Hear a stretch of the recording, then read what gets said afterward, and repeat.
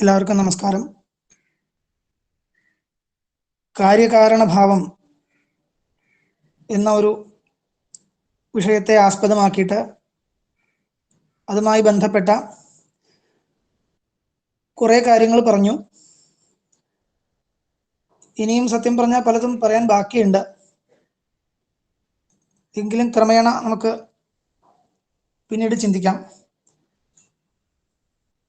ഇന്ന് കാര്യകാരണഭാവത്തോട് ഒപ്പം തന്നെ നമുക്ക് ചേർത്ത് പറയേണ്ടുന്ന മറ്റൊരു വിഷയം പ്രയോജ്യപ്രയോജകഭാവം എന്ന ഒരു വിഷയത്തെക്കുറിച്ച് ചില കാര്യങ്ങൾ പറയാമെന്ന് വിചാരിക്കുകയാണ്.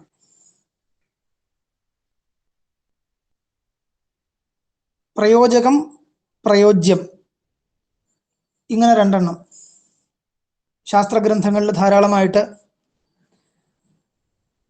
പറഞ്ഞു വരാറുള്ള ഒരു ശബ്ദമാണ് പ്രയോജകമെന്നും പ്രയോജ്യമെന്നും. അതിലെ പ്രയോജ്യം എന്ന അർത്ഥത്തിൽ തന്നെ പ്രയുക്തം എന്നും പറയാറുണ്ട്. പ്രയുക്തം അല്ലെങ്കിൽ പ്രയോജ്യം, പ്രയോജിക്കപ്പെടേണ്ടത്, പ്രയോജിക്കപ്പെട്ടത്, അത്രയും അർത്ഥ വ്യത്യാസമുള്ളൂ. ഏതാണ്ട് ഒരേ രീതിയിൽ തന്നെ രണ്ട് ശബ്ദങ്ങൾ ഉപയോഗിക്കാറുള്ളതാണ്. പ്രയോജ്യം അല്ലെങ്കിൽ പ്രയുക്തം. ഇത് ഇതിനാൽ പ്രയുക്തമാകുന്നു, ഇത് ഇതിൻ്റെ പ്രയോജ്യമാകുന്നു, അങ്ങനെ പറയാറുണ്ട്. അതേപോലെ പ്രയോജകത, നിരൂപിത, പ്രയോജ്യത, അങ്ങനെയൊക്കെയുള്ള ശാസ്ത്രീയ ശബ്ദങ്ങൾ ഉപയോഗിക്കാറുണ്ട്. ഈ പ്രയോജക ഭാവവും മുമ്പ് പറഞ്ഞതുപോലെ കാര്യകാരണഭാവത്തെ പോലെ തന്നെ മനസ്സിലാക്കേണ്ട ഒന്നാണ്. ഏതാണ്ട് അങ്ങനെ തന്നെയാണ് അതിൻ്റെ ആശയവും. കാര്യകാരണഭാവം പോലെ തന്നെയാണ്. പ്രയോജകം എന്ന് പറഞ്ഞ ആ ശബ്ദത്തിന് വാച്യാർത്ഥം വ്യവസ്ഥാപകം എന്നാണ്. വ്യവസ്ഥാപിപ്പിക്കുന്നത്. അപ്പോൾ മറ്റൊന്നിനെ വ്യവസ്ഥാപിപ്പിക്കുന്ന ഒരു പദാർത്ഥം, അതിനാൽ വ്യവസ്ഥാപിക്കപ്പെടുന്ന മറ്റൊരു പദാർത്ഥം, ഇതിനെ രണ്ടിനെയും ബന്ധപ്പെടുത്തുമ്പോഴാണ് പ്രയോജകഭാവം എന്ന് നമ്മൾ പറയാറുള്ളത്. പലപ്പോഴും ഇതൊരു സംബന്ധമായിട്ടും ഉപയോഗിക്കാറുണ്ട്. കാര്യകാരണഭാവവും അങ്ങനെ തന്നെയാണ്. ദണ്ഡഘടയോഹോ കാര്യകാരണഭാവ സംബന്ധ, സംബന്ധമായിട്ട് അതിനെ ചിത്രീകരിക്കാറുണ്ട്. അതേപോലെ തന്നെ പ്രയോജകഭാവവും ഒരു സംബന്ധമായിട്ട് നമ്മൾ പറയാറുണ്ട്. അപ്പൊ എന്താണ് ഈ ജന്യജനകഭാവവും പ്രയോജകഭാവവും തമ്മിലുള്ള വ്യത്യാസം എന്ന് ചോദിച്ചാൽ, പലപ്പോഴും നമ്മൾ കാരണം എന്ന് പറയുന്ന സന്ദർഭത്തിൽ കാരണം എന്നുള്ള ശബ്ദപ്രയോഗം നമുക്ക് ലോകത്ത് കാണാൻ സാധിക്കും. പക്ഷെ വാസ്തവത്തിൽ അത് കാരണം എന്ന ഒരു ശബ്ദത്തെ വേണ്ട അത്ര അർഹിക്കുന്നില്ല. അങ്ങനെയൊക്കെയുള്ള സന്ദർഭങ്ങളുണ്ട്. കാരണം എന്നുള്ളത്, കാരണം എന്ന ശബ്ദം മുഖ്യാർത്ഥത്തിൽ പ്രയോഗിക്കാൻ പറ്റില്ല. അതേസമയം കാരണം പോലെയാണ്. അങ്ങനെയുള്ള സന്ദർഭങ്ങൾ വരും.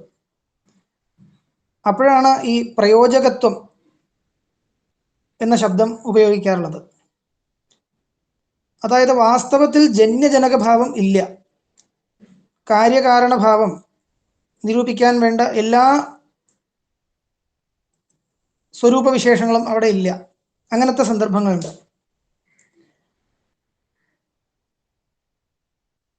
അപ്പൊ ജന്യജനകഭാവം ഇല്ലാതെയും കാരണത്വ വ്യവഹാരമുണ്ടെങ്കിൽ അവിടെ ആ കാരണം എന്ന് പറയുന്നത് വാസ്തവത്തിൽ കാരണമല്ല, പ്രയോജകമാണ് എന്ന് ഗ്രഹിക്കേണ്ടതായിട്ട് വരും. എന്താണ് ഈ കാര്യകാരണഭാവം പറയാൻ പറ്റാത്ത ഒരു സന്ദർഭം എന്ന് ചോദിച്ചാൽ, ഈ പ്രയോജ്യമായിരിക്കുന്ന വസ്തു ജന്യമായ ഒന്നല്ല. അങ്ങനെ വരാറുണ്ട്. ഇപ്പോൾ സാധാരണ ലോകവ്യവഹാരത്തിലുള്ള ഉദാഹരണങ്ങൾ പറഞ്ഞാൽ, ശിക്ഷയുണ്ട്. ലോകത്തെ ശിക്ഷാനീതി, ദണ്ഡനീതി എന്ന് പറയില്ലേ, ശിക്ഷയുണ്ട് എന്നുള്ള ഭയം കൊണ്ടാണ് പലരും കുറ്റം ചെയ്യാതിരിക്കുന്നത് എന്ന് നമ്മൾ പറയാറുണ്ട്. അപ്പോൾ ശിക്ഷാഭയമാണ് കുറ്റം ചെയ്യാതിരിക്കുന്നതിന് കാരണം നമ്മൾ പറയാറുണ്ടോ ഇല്ലയോ? പറയാറുണ്ട്. ഊണ് കഴിക്കാത്തത് കൊണ്ടാണ് വിശപ്പ് മാറാത്തത്. ഊണ് കഴിക്കാതിരിക്കുന്നതാണ് വിശപ്പ് മാറാതിരിക്കുന്നതിന് കാരണം. ഇങ്ങനെ ലോകവ്യവഹാരമുണ്ട്. ഇപ്പം നമ്മൾ കാരണം കാരണം എന്ന ശബ്ദം പ്രയോഗിച്ചുവെങ്കിലും ഇവിടെ വാസ്തവത്തിൽ കാര്യകാരണഭാവം ഉണ്ടോ എന്ന് ചോദിച്ചു കഴിഞ്ഞാൽ ഇല്ല.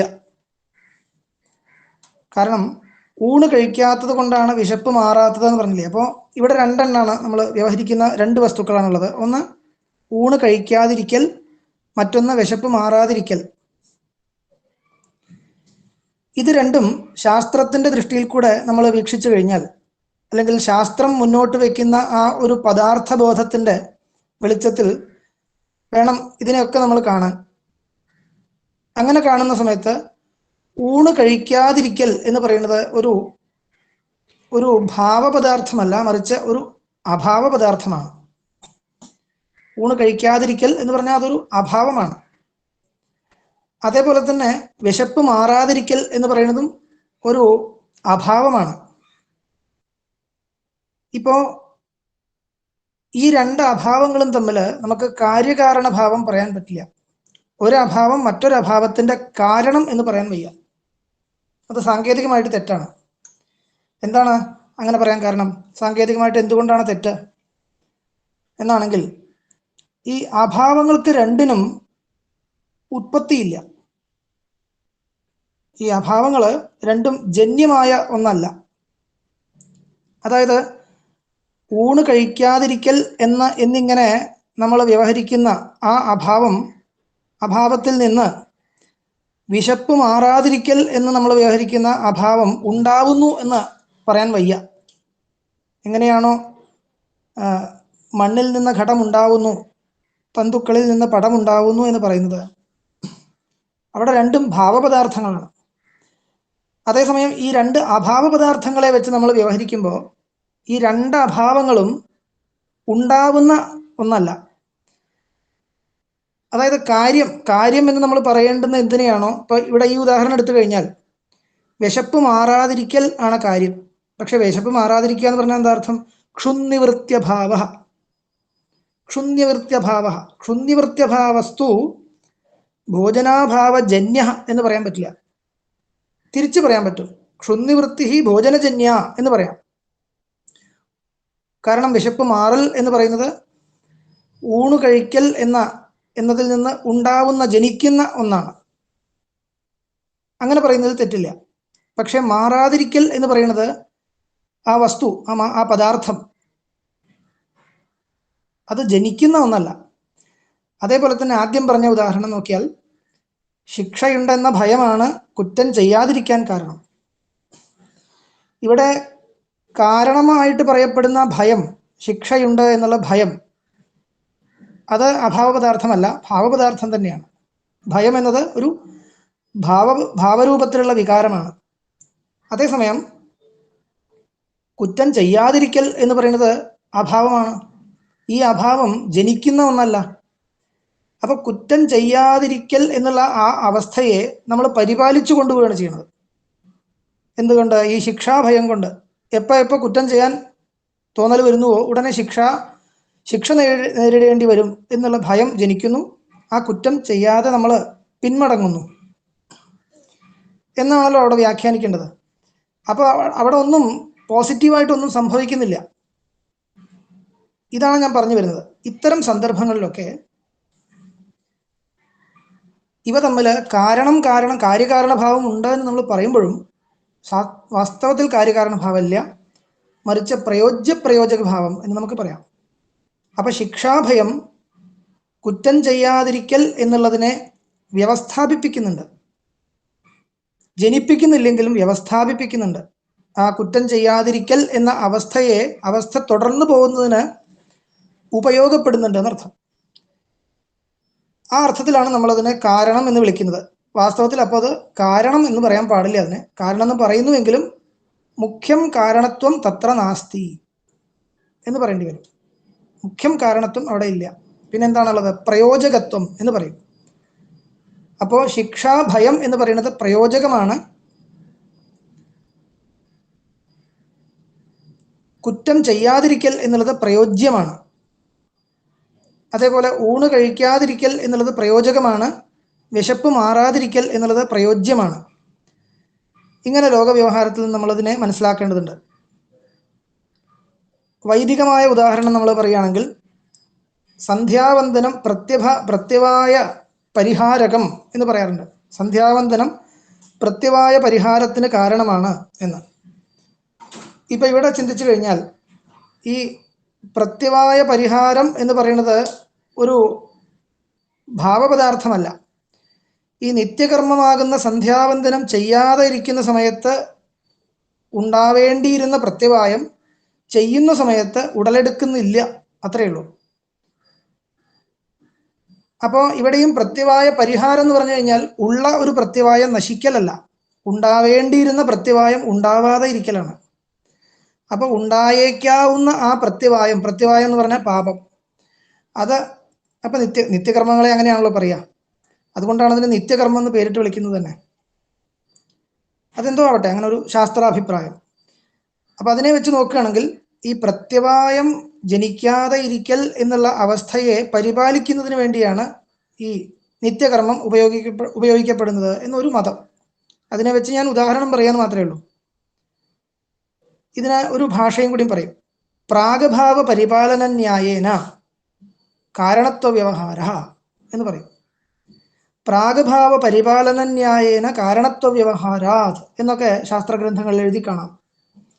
എന്താണ് ഈ പ്രാഗഭാവ പരിപാലന ന്യായം എന്ന് ചോദിച്ചാൽ, പ്രാഗഭാവം എന്ന് പറഞ്ഞാൽ എന്താ അർത്ഥം? ഉണ്ടാവുന്നതിന് മുമ്പുള്ള അഭാവം.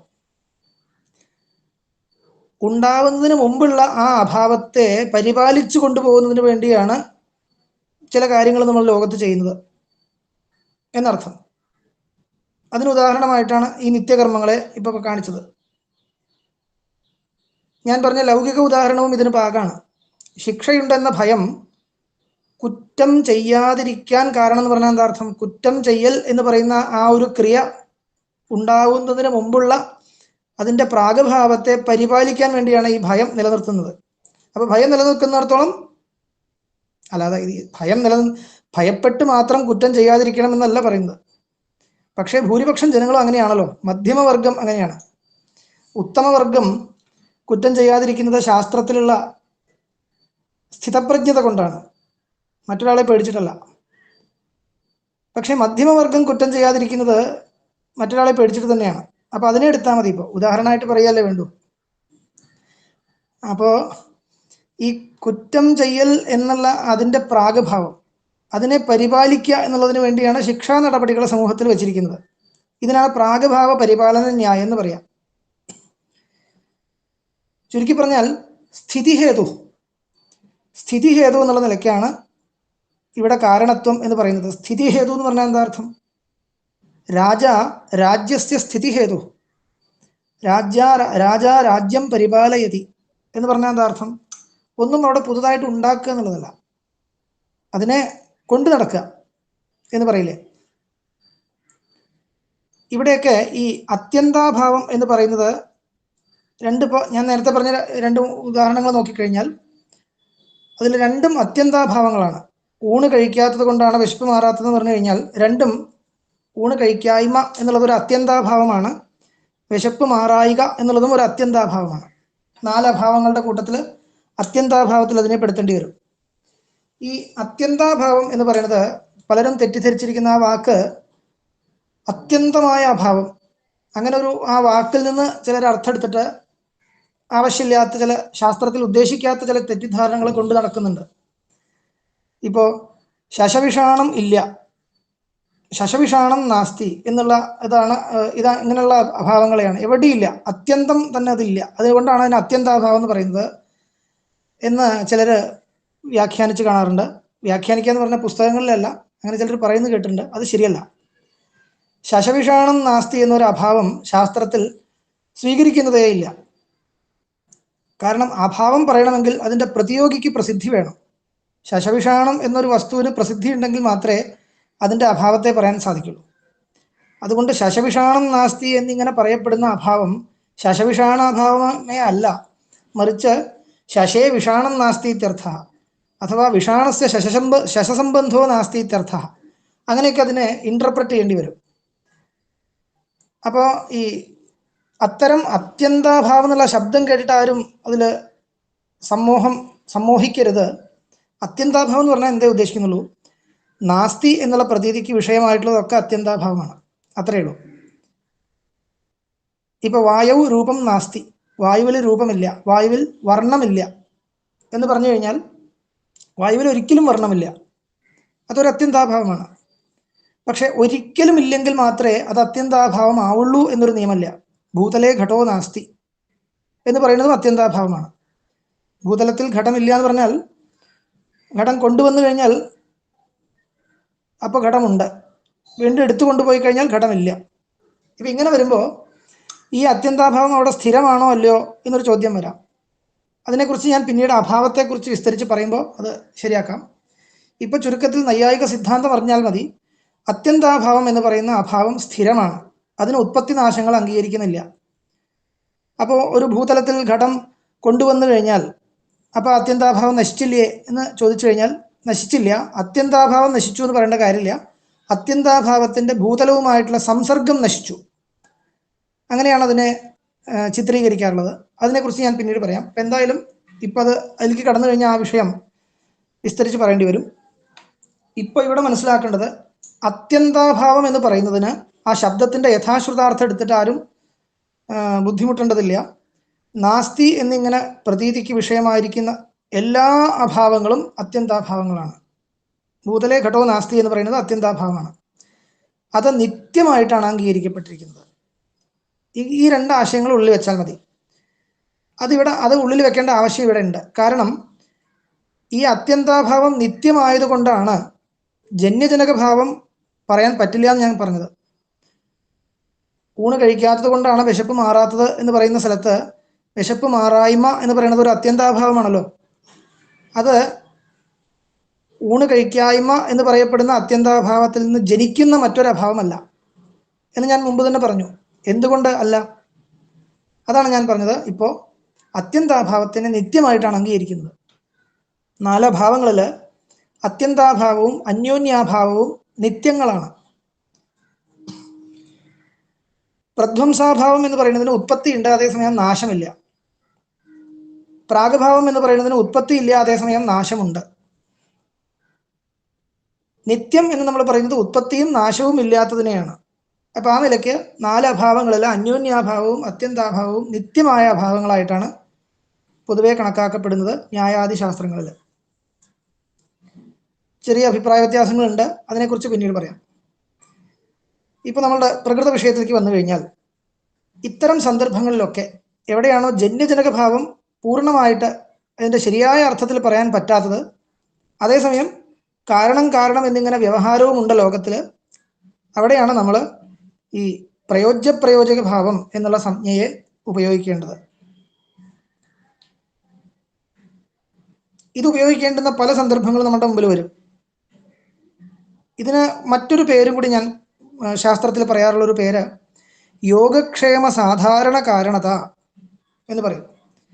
പ്രയോജകത്വം എന്നർത്ഥം. പ്രയോജകം എന്ന് പറഞ്ഞു കഴിഞ്ഞാൽ പ്രയോജകമാണ്.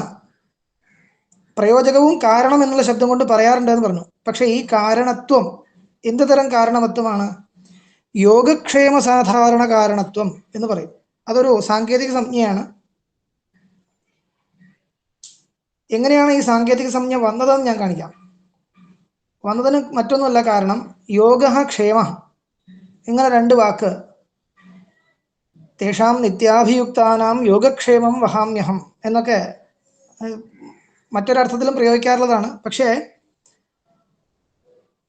ഇവിടെയും ഈ നിത്യാഭിയുക്താനാം യോഗക്ഷേമം വഹാമ്യഹം എന്ന ആ പ്രയോഗത്തിലും യോഗോ നാമ അപ്രാപ്തസ്യ പ്രാപ്തിർ യോഗ പ്രാപ്തസ്യ പരിപാലനം ക്ഷേമ എന്നാണ് ഭാഷ്യകാരൻ പറയുന്നത്.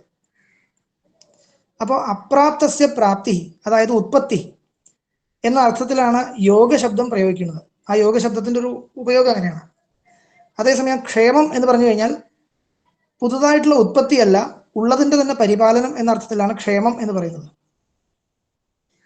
ഈ ഒരു സെൻസ് വെച്ചിട്ട് തന്നെയാണ് നമ്മൾ ഇവിടെയും ആ ശബ്ദത്തെ ഉപയോഗിക്കുന്നത്.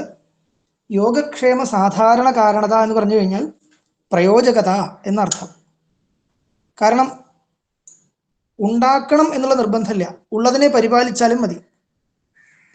അപ്പൊ ഉള്ളതിനെ പരിപാലിക്കുന്നതിനും ഉണ്ടാവാത്തത് ഉണ്ടാക്കുന്നതിനും രണ്ടിനും കൊള്ളാവുന്ന തരത്തിൽ കാര്യകാരണഭാവത്തെ ഒന്നിങ്ങനെ ഡൈല്യൂട്ട് ചെയ്തിട്ട് എടുക്കുകയാണെങ്കിൽ അതിനാണ് പ്രയോജ്യ ഭാവം എന്ന് പറയുന്നത് എന്നർത്ഥം. അപ്പൊ ഈ പ്രയോജ്യ ഭാവം സത്യം പറഞ്ഞു കഴിഞ്ഞാൽ കാര്യകാരണഭാവം ഉള്ളിടത്തും പ്രയോജ്യ ഭാവം ഉണ്ട്.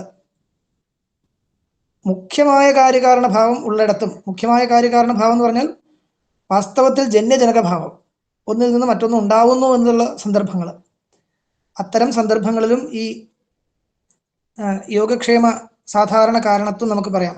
അതായത് പ്രയോജക ഭാവം പറയാം. അതില്ലാത്ത സ്ഥലത്തും നേരത്തെ പറഞ്ഞ പോലെ കാര്യകാരണഭാവ വ്യവഹാരം ഉണ്ടെങ്കിൽ പ്രയോജക ഭാവം പറയാം. അപ്പൊ ഈ പ്രയോജക ഭാവം എന്നത് കാര്യകാരണഭാവം ഉള്ളിടത്തുമുണ്ട്, അതില്ലാത്തിടത്തും ഇത്തരം സന്ദർഭങ്ങളിൽ ഉണ്ട്. അപ്പൊ അതിന് രണ്ടിനും ചേർന്ന ഒരു കാരണത്വ നിർവചനം ഉണ്ടെങ്കിൽ ആ കാരണത്വ നിർവചനത്തിനെയാണ് യോഗക്ഷേമ സാധാരണ കാരണത്വം എന്ന് പറയുന്നത്. അതിന് ലക്ഷണങ്ങളൊക്കെ പറയാറുണ്ട്. സാമാന്യമായിട്ട് പറയുകയാണെങ്കിൽ യത് സത്വേ യത് സത്വം യഥഭാവേ യഥഭാവ ഇത്യവം സിദ്ധം കാരണത്വം, ഇത്ര തന്നെ പറയേണ്ടതുള്ളൂ. യത് സത്വേ യത് സത്വം യഥഭാവേ യഥഭാവ. ഇവിടെ ഉത്പത്തിയും നാശമൊന്നുമില്ല. ഇതുണ്ടെങ്കിൽ അതുണ്ട്, ഇതില്ലെങ്കിൽ അതില്ല. അങ്ങനെ നമുക്ക് പറയാവുന്ന സന്ദർഭങ്ങൾ, ഇത് സ്ഥിതിഹേതുവായിട്ടുള്ള സന്ദർഭത്തിൽ നമുക്ക് പറയാം. നമ്മൾ ആദ്യം പറഞ്ഞ ഉദാഹരണം തന്നെ എടുക്കുക. ശിക്ഷാഭയം ഉണ്ടെങ്കിൽ കുറ്റകൃത്യങ്ങൾ ഇല്ല, ശിക്ഷാഭയം ഇല്ലെങ്കിൽ കുറ്റകൃത്യങ്ങളുണ്ട്.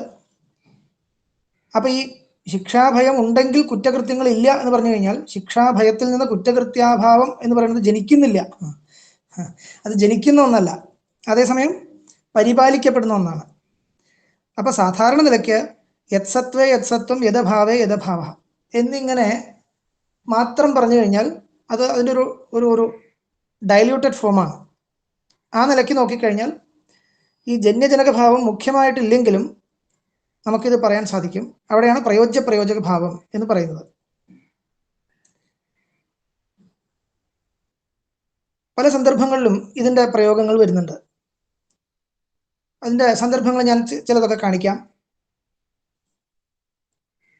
ചില സന്ദർഭങ്ങളിൽ പ്രതിബന്ധക നിവർത്തകത്വേന കാരണത്വ വ്യവഹാരം എന്ന് പറയാറുണ്ട്. പ്രതിബന്ധക നിവർത്തകത്വ മാത്രേണ കാരണത്വ വ്യവഹാരം ചെയ്യുന്ന സന്ദർഭങ്ങൾ. അവിടെ പ്രയോജകത്വമാണ് പറയേണ്ടത്, വാസ്തവത്തിൽ കാരണത്വമല്ല. അതിനൊരു ലൗകിക ഉദാഹരണം പറഞ്ഞാൽ, ഇപ്പൊ ചിലർ പറയും ഞാനാണ് ഇയാളെ പഠിപ്പിച്ച് വലിയവനാക്കിയത്, അനാഥനായിട്ടുള്ള ഇയാളെ അല്ലെങ്കിൽ ദരിദ്രനായിട്ടുള്ള ഇയാളെ ഞാനാണ് പഠിപ്പിച്ച് വലിയവനാക്കിയത് എന്ന് ചിലർ പറയാറുണ്ട്. ഇപ്പോൾ നമുക്ക് ഇതിനെ, ഈ ഒരു പ്രസ്താവനയെ ഉദ്ദേശിക്കുന്ന ആശയം എന്താണ്? ഞാൻ ഇയാളെ സഹായിച്ചില്ലായിരുന്നെങ്കിൽ, ഇയാളുടെ കാര്യം ഏറ്റെടുത്തില്ലായിരുന്നെങ്കിൽ ഇയാൾ പഠിച്ച് വലിയവനാവുമായിരുന്നില്ല. കാരണം ദാരിദ്ര്യാദികളെ കൊണ്ട് അയാളുടെ പഠനം മുടങ്ങുമായിരുന്നു എന്നുള്ള ഒരു ആശയം ഉള്ളിൽ വെച്ചാൽ മതി. ഇപ്പോൾ ഈ ദാരിദ്ര്യാപനയനദ്വാര അഹം തത്ര കാരണം, ഞാനാണ് ഇയാളെ വലിയവനാവുന്നതിന് കാരണമായി തീർന്നത്. എങ്ങനെയാണ്? ഇയാൾ പഠിച്ചു, അയാൾ വലുതായി വലിയവനായി, അത്രയല്ലേ ഉള്ളൂ എന്ന് ചോദിച്ചാൽ അങ്ങനെയല്ല. ദാരിദ്ര്യം അയാൾക്കുണ്ടായിരുന്നു, ആ ദാരിദ്ര്യത്തെ മറികടക്കുന്നതിന് വേണ്ട സഹായം ഞാനാണ് ചെയ്തത്. അപ്പോൾ ഞാൻ എന്ത് ചെയ്തു? ദാരിദ്ര്യം എന്ന പ്രതിബന്ധത്തെ അപനയനം ചെയ്തുകൊണ്ട്, നിവർത്തിപ്പിച്ചുകൊണ്ട് ഇയാളുടെ ഉയർച്ചയിൽ പങ്കാളിയായി എന്നർത്ഥമാണ് ഇവിടെ. ഇതാണല്ലോ ഉദ്ദേശിക്കുന്നത്. ഇതിപ്പോ എന്താണ്? പ്രതിബന്ധക നിവർത്തകത്വേന അഹമപി തത്ര പ്രയോജക എന്നർത്ഥമാണ്. വാസ്തവത്തിൽ കാരണം എന്ന് പറയാൻ വയ്യ ഇവിടെ, പക്ഷെ പ്രയോജകത്വം പറയാം. അതിന് ഏറ്റവും ലോകപ്രസിദ്ധമായ ഉദാഹരണം ഞാൻ പറഞ്ഞു എന്നേ ഉള്ളൂ. ദാരിദ്ര്യാപനയനദ്വാര അസ്യ പുരുഷസ്യ ഉത്കർഷം പ്രതി അഹമപി കാരണീഭൂത. എന്ന് പറഞ്ഞു കഴിഞ്ഞാൽ അവിടെ വാസ്തവത്തിൽ കാരണം എന്നർത്ഥമല്ല, പ്രയോജകം എന്നർത്ഥമാണ്. ഇനി മറ്റൊരു സന്ദർഭം ഞാൻ പറയാം. ഒരാൾ തലയിൽ ഒരു ഭാരം വെച്ചിട്ട് നടന്നു വരികയാണ്. ആ ഭാരം ഇറക്കി വെച്ചപ്പോൾ സുഖമായി എന്ന് പറയുന്നു. തലയിലുള്ള ഭാരം കീഴിറക്കി വെച്ചപ്പോൾ സുഖമായി. ഇപ്പൊ ഇവിടെ എന്താണ് ചെയ്തത്? ഈ സുഖം എന്ന് പറയുന്നത് പുതുതായിട്ടൊന്ന് ഉണ്ടായിട്ടില്ല, ദുഃഖം പോയി എന്ന് മാത്രമേ ഉള്ളൂ. സുഖം വാസ്തവത്തിൽ അവിടെ ഉണ്ടായിട്ടേ ഇല്ല, സുഖിക്കാനുള്ളതൊന്നും കിട്ടിയിട്ടില്ല. പക്ഷെ സുഖമായി എന്ന് പറയുന്നത് എന്തർത്ഥത്തിലാണ്? ദുഃഖം പോയി, തലയിലുള്ള ഭാരം വലിയ വലിയ ക്ലേശകരമായിരുന്നു, അത് പോയി എന്നുള്ള ഒരൊറ്റ ആശയത്തിൽ തലയിലുള്ള ഭാരം ഇറക്കി വെച്ചതാണ് സുഖമാവുന്നതിന് കാരണം എന്ന് പറയും. ലോകവ്യവഹാരമാണ്. ഇവിടെ എന്താണ് സംഭവിച്ചത്? സുഖം എന്ന് പറയുന്നത് ഒന്നും ഉണ്ടായിട്ടേ ഇല്ല, എങ്കിലും സുഖത്തിന് കാരണമായി എന്ന് പറഞ്ഞു കഴിഞ്ഞാൽ അവിടെ പ്രയോജ്യ ഭാവമാണ് ഉദ്ദേശിക്കുന്നത് എന്നുള്ളതാണ് മനസ്സിലാക്കേണ്ടത്. അത് ചെറിയ വ്യത്യാസമുണ്ട്. വേദാന്ത ശാസ്ത്രത്തിന്റെ ദൃഷ്ടിയിൽ അവിടെ സുഖത്തെ തന്നെ നിരൂപിക്കാൻ സാധിക്കും. ആത്മസ്വരൂപമായിട്ടുള്ള സുഖം പ്രതിബന്ധകാഭാവേ അഭിവ്യക്തം ഭവതി എന്നൊക്കെ ഉള്ള പ്രക്രിയ വേറെ. അതിരിക്കട്ടെ, ഞാൻ സാധാരണ ന്യായശാസ്ത്രത്തിന്റെ ഭാഷയിൽ പറഞ്ഞു എന്നേ ഉള്ളൂ. സുഖം ഉണ്ടാവാനുള്ളൊരു പ്രത്യേകിച്ച് വിഷയമൊന്നും കിട്ടാത്തത് കാരണം സുഖം ഉണ്ടായില്ല എന്ന് പറയാം മാത്രമേ ഉള്ളൂ. ശരിക്കും പറഞ്ഞാൽ ആത്മസ്വരൂപമായിരിക്കുന്ന സുഖത്തിന്റെ അഭിവ്യക്തിക്ക് പ്രതിബന്ധകമായ ഭാരം എന്നുള്ള ദുഃഖം പോയപ്പോൾ പ്രതിബന്ധകമില്ലാത്തത് കൊണ്ട് സ്വരൂപസുഖം അഭിവ്യഞ്ജിച്ചു. ഇതാണ് വേദാന്ത പ്രക്രിയ. അപ്പൊ അത് സ്വീകരിച്ചു കഴിഞ്ഞാലും അവിടെ പ്രയോജക ഭാവം തന്നെയാണ്. കാരണം സുഖാഭിവ്യക്തി എന്ന് പറയുന്നത് ഉണ്ടാക്കിയെടുക്കേണ്ട ഒന്നല്ല, അത് അവിടെ തന്നെ ഉണ്ട്, അതിന്റെ പ്രതിബന്ധകം മാറ്റേ വേണ്ടു. അപ്പൊ ആ അർത്ഥത്തിൽ അവിടെ അങ്ങനെ പറയുകയാണെങ്കിലും, വേദാന്ത പ്രക്രിയ വെച്ച് പറയുകയാണെങ്കിലും അവിടെ പ്രയോജക ഭാവമാണുള്ളത്, ജന്യജനക ഭാവമല്ല. ഇപ്പൊ ഇതുപോലെ തന്നെയാണ് തത്വജ്ഞാനം മോക്ഷത്തിന് കാരണമാണ് എന്ന് നമ്മൾ പറയാറുണ്ട് വേദാന്തത്തില്. തത്വജ്ഞാനം മോക്ഷത്തിന് കാരണമാണ് എന്ന് പറയും. ഉടനെ തന്നെ പറയും, വായ അടച്ച തുറന്ന ഉടനെ പറയും മോക്ഷം ജന്യമാണെങ്കിൽ അനിത്യമായി പോവില്ലേ എന്നുള്ളത്. അപ്പൊ മോക്ഷം ജന്യമാണെങ്കിൽ അനിത്യമായി പോകും എന്നുള്ള പറയുന്ന ആള് തന്നെ മോക്ഷത്തിന്റെ കാരണമാണ് തത്വജ്ഞാനം എന്ന് എങ്ങനെയാ പറയുന്നത്? മോക്ഷമൊട്ട് ജന്യമല്ലതാനും തത്വജ്ഞാനം അതിന് കാരണവുമാണ്. ഇത് രണ്ടും കൂടി പൊരുത്തപ്പെടാൻ പറ്റില്ല. തത്വജ്ഞാനം കാരണമാണെങ്കിൽ മോക്ഷം തീർച്ചയായിട്ടും ജന്യമായിരിക്കണം എന്ന് ചോദിക്കുന്ന ആളോട് നമ്മൾ എന്താ മറുപടി പറയാ? ശരിയാണ്, മോക്ഷം ഒരിക്കലും ജന്യമാണെന്ന് പറയാൻ വയ്യ. ജന്യമാണെങ്കിൽ അനിത്യമായി പോകുമായിരുന്നു. എന്നാ പിന്നെ എങ്ങനെയാണ് തത്വജ്ഞാനം മോക്ഷത്തിന് കാരണമാണെന്ന് പറയാം ചോദിച്ചാൽ പറയണം കാരണത്വം അത്ര പ്രയോജകത്വം മാത്രം. എന്താണ്, എങ്ങനെയാണ് കാരണം എന്ന് പറയുന്നത് എന്തർത്ഥത്തിലാണ്? അവിദ്യാപനയന ദ്വാര, അത്രേ ഉള്ളൂ. അപ്പോ ഇതൊക്കെ ഈ പ്രയോജക ഭാവത്തിന്റെ വ്യവഹാരത്തിന്റെ സന്ദർഭങ്ങളാണ് എന്ന് നമ്മൾ ഉൾക്കൊള്ളേണ്ടതുണ്ട്. തത്വജ്ഞാനം മോക്ഷത്തിന്റെ കാരണം എന്ന് പറഞ്ഞാൽ മുഖ്യമായ ജന്യജനക ഭാവത്തെ ഉദ്ദേശിച്ചല്ല പറയുന്നത്, പ്രയോജക ഭാവം എന്നുള്ള ആശയത്തെ മുൻനിർത്തിയാണ് പറയുന്നത്. ഇനി ഇതേപോലെ കാരണത്തിന്റെയും കാരണം, അതിനെ പ്രയോജകം എന്ന് പറയാം. പ്രയോജകത്വം കാരണകാരണ സാധാരണം എന്നൊക്കെ എഴുതി കാണാം. പ്രയോജകത്വം എന്ന് പറയുന്നത് കാരണത്തിനും കാരണകാരണത്തിനും ഒരേപോലെ പറയാവുന്ന ഒന്നാണ് എന്നർത്ഥം. പ്രയോജകത്വം കാരണകാരണ സാധാരണം. അതെന്താണ് ഈ കാരണത്തിന്റെയും കാരണം എന്നർത്ഥം. ഇപ്പോ തന്തവഹ പടസ്യ കാരണം, ശരി, തന്തുവിൻ്റെയും കാരണമുണ്ട്. തന്തുവിന്റെ കാരണം എന്താണ് ചോദിച്ചാൽ ഇങ്ങനെ പറയും, അംശുഹു എന്നൊരു ശബ്ദം ഉപയോഗിക്കാറുണ്ട്. അംശുഹു എന്നാണ് പറയാ. ഒരു പിരിച്ചുണ്ടാക്കുന്ന അതിന്റെ ഒരു റോ മെറ്റീരിയൽ എന്താ വെച്ചാൽ അതിന് അംശുഹു എന്നാണ് പറയാ. അപ്പൊ അംശവഹ തന്തോഹു കാരണം, തന്തവഹ പടസ്യ കാരണം എന്ന് വയ്ക്കുക. ഇപ്പോ ഈ അംശവഹ പടസ്യ കാരണം എന്ന് പറയാൻ പറ്റുമോ? പറയാൻ പറ്റില്ല, അതിന്റെ ആവശ്യമില്ല. അന്യഥാസിദ്ധം എന്ന് പറയും. അപ്പൊ ഇങ്ങനെ അന്യഥാസിദ്ധമായിട്ട് ഗണിക്കപ്പെടുന്ന ചിലതിനൊക്കെ ലോകത്ത് കാരണത്വ വ്യവഹാരമുണ്ട്. പക്ഷെ സൂക്ഷ്മമായിട്ട് നോക്കിക്കഴിഞ്ഞാൽ കാരണം എന്നുള്ള പദവി അത് അർഹിക്കുന്നില്ല. ആ സമയത്ത് അതിന് പ്രയോജക ഭാവം എന്ന് പറയാം. അപ്പൊ കാരണത്തിന്റെ കാരണം, ഇപ്പോൾ പടത്തിന്റെ കാരണമായിരിക്കുന്ന തന്തുക്കളുടെ കാരണമായിരിക്കുന്ന അംശുക്കൾ പടത്തിന്റെ കാരണമാണോ? അല്ല, പക്ഷെ പ്രയോജകങ്ങളാണ് എന്ന് പറയാം. ഇപ്പൊ നൈയായികന്മാര് ഘടസ്യ കാരണം കിം എന്ന് ചോദിച്ചാൽ കപാലദ്വയം എന്നേ പറയുള്ളൂ. അപ്പൊ മൃത്ത് കാരണമല്ലേ എന്ന് ചോദിച്ചാൽ മൃത്ത് കാരണമല്ല എന്ന് തന്നെ നൈയായികന്മാർ തുറന്നു പറയും. അപ്പൊ നമ്മൾ ആശ്ചര്യപ്പെടരുത്, മൃത്ത് കാരണമല്ലേ ഘടത്തിന്, എന്ത് വിഡ്ഢിത്തരാണ് പറയുന്നത് എന്ന് ചോദിക്കരുത്. അതിന്റെ ആശയം കപാലം കാരണമാണ് എന്ന് പറഞ്ഞു കഴിഞ്ഞാൽ പിന്നെ വീണ്ടും മൃത്തും കാരണമാണെന്ന് പറയേണ്ട ഒരു ആവശ്യമില്ല. എന്നാൽ പിന്നെ മൃത്തില്ലാണ്ട് ഘടം ഉണ്ടാവും എന്നർത്ഥമാണോ? അല്ല, കാരണം എന്നുള്ള സാങ്കേതിക സംജ്ഞയെ അത് അർഹിക്കുന്നില്ല എന്നർത്ഥമാണ്. അപ്പൊ പിന്നെ എന്ത് വേണം പറയാൻ? പ്രയോജകം എന്ന് പറയണം, അത്രേ വേണ്ടൂ. മൃത്ത് ഘടസ്യ പ്രയോജകം ഭവതി എന്നതു കാരണം എന്ന് പറയണം. പ്രയോജികാ ഭവതി, മൃത് ശബ്ദം സ്ത്രീലിംഗമാണ്. പ്രയോജകം, പ്രയോജക, പ്രയോജിക, 3 ലിംഗങ്ങളിലുള്ള രൂപങ്ങൾ ശ്രദ്ധിക്കണം. പ്രയോജിക എന്ന് വേണം സ്ത്രീലിംഗത്തിൽ പറയാൻ. പ്രയോജ്യ, പ്രയോജിക. അപ്പൊ കാരണം എന്ന അർത്ഥത്തില് പ്രയോജകം എന്ന വാക്ക് ഉപയോഗിക്കാം എന്ന് പറഞ്ഞു. ഇനി ഇതേപോലെ കാരണതാവച്ഛേദകം അതിനെയും നമ്മൾ പ്രയോജകം എന്ന് പറയാറുണ്ട്. കാരണതാവച്ഛേദകം എന്ന് പറഞ്ഞാൽ ഒരു വസ്തുവിനെ ആ വസ്തുവിലുള്ള ഏത് ധർമ്മത്തെ മുൻനിർത്തിയാണോ കാരണമായിട്ട് വ്യവഹരിക്കുന്നത് ആ ധർമ്മത്തിനെയാണ് കാരണതാവച്ഛേദകം എന്ന് പറയുന്നത്. അത് ഈ അവച്ഛേദകം എന്നുള്ള സംജ്ഞയെക്കുറിച്ച് വീണ്ടും വിസ്തരിച്ച് പറയേണ്ടിയിരിക്കുന്നു. അപ്പൊ അത് കൂടുതൽ സ്പഷ്ടമാവും. ഇപ്പോൾ കേട്ടുപരിചയമുള്ള ഒരു രീതിയിൽ ഉൾക്കൊണ്ടാൽ മതി. ഇപ്പൊ ഉദാഹരണത്തിന് തന്തവ പടസ്യ കാരണം, തന്തുത്വം കാരണതാവച്ഛേദകം. തന്തുക്കളിലുള്ള കാരണതയുടെ അവച്ഛേദകമാണ് തന്തുത്വം. അപ്പൊ ഈ കാരണതാവച്ഛേദകമായിരിക്കുന്ന തന്തുത്വം കാരണമാണോ? അല്ല, മറിച്ച് പ്രയോജകമാണ്. കാരണതാവച്ഛേദകം കാരണമല്ല, അതേസമയം പ്രയോജകമാണ് എന്ന് പറയാം. അപ്പോൾ കാരണത്വ വ്യവഹാരം അതിന് ചെയ്യാൻ പാടില്ലെങ്കിലും പ്രയോജകം എന്ന കാരണതാവച്ഛേദകത്തിനെ നമുക്ക് പറയാവുന്നതാണ്. തന്തുത്വ പ്രയുക്ത പട,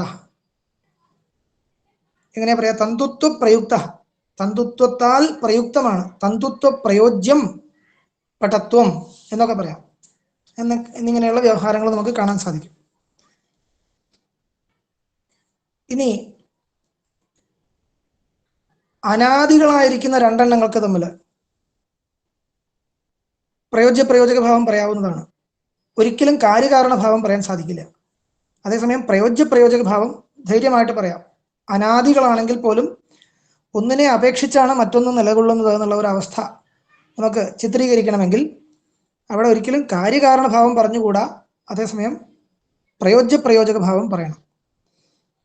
അപ്പൊ അതിനൊരു ഉദാഹരണം വേദാന്ത രീതിയിൽ പറയുകയാണെങ്കിൽ അവിദ്യ അനാദിയാണ്. ജീവേശ്വര ഭേദം അതും അനാദിയാണ്.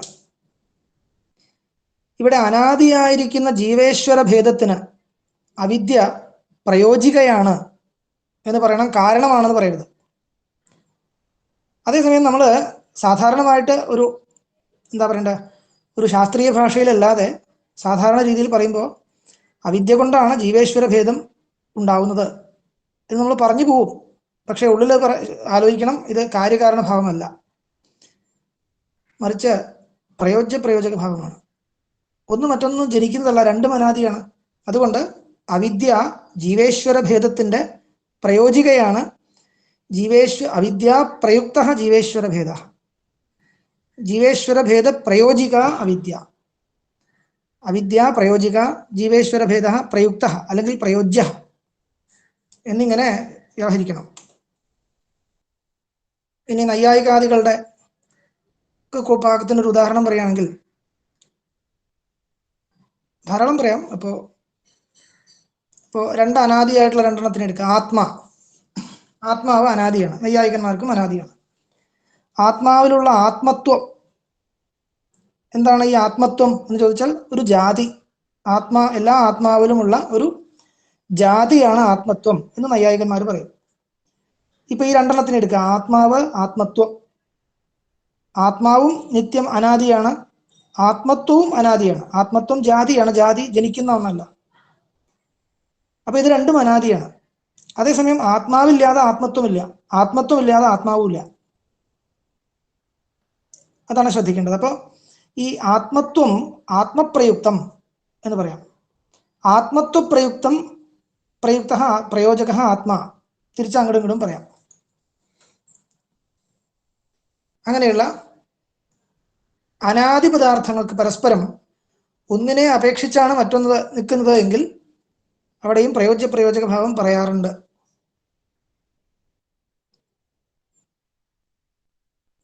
ഇനി മറ്റൊരു സവിശേഷത,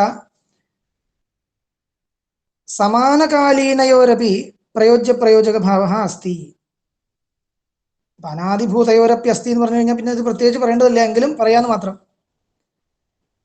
സമകാലീനയോരപി പ്രയോജക ഭാവ അസ്തി. രണ്ടും ഒപ്പമാണ് എങ്കിലും പ്രയോജക ഭാവം പറയാം. അതേസമയം കാര്യകാരണ ഭാവം പറഞ്ഞുകൂടാ. കാരണം എന്ന് പറയുകയാണെങ്കിൽ തീർച്ചയായിട്ടും കാര്യത്തിന്റെ മുമ്പ് അത് നിലനിൽക്കുന്നതായിരിക്കണം. കാര്യത്തിന്റെ ഉത്പത്തിക്ക് മുമ്പ് നിലനിൽക്കുന്നതിനെ മാത്രമേ കാരണം എന്ന് പറയുള്ളൂ. അതേസമയം കാര്യത്തിനോടൊപ്പം സംഭവിക്കുന്ന ഒന്നിനെയും നമുക്ക് വേണമെങ്കിൽ, എല്ലായിടത്തും പറയാന്നുള്ളതല്ല, പറയണമെങ്കിൽ പറയാൻ പറ്റും, പ്രയോജകം എന്ന് പറയാം. നേരത്തെ പറഞ്ഞ ഉദാഹരണങ്ങൾ തന്നെ അതിന് മതി, പര്യാപ്തമാണ്.